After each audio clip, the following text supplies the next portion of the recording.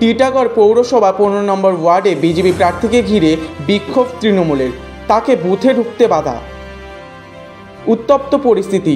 Booth জ্যামের খবর পেয়ে সেখানে যান অর্জুন সিং, তাকে কালো পতাকা দেখানো হয়, দেওয়া হয় গো ব্যাক স্লোগান।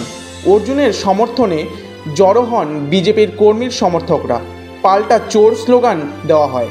বিজেপি প্রার্থীর নিরাপত্তার দায়িত্ব থাকা কেন্দ্রীয় বাহিনীর জওয়ানরা জনতাকে সরানোর চেষ্টা করে।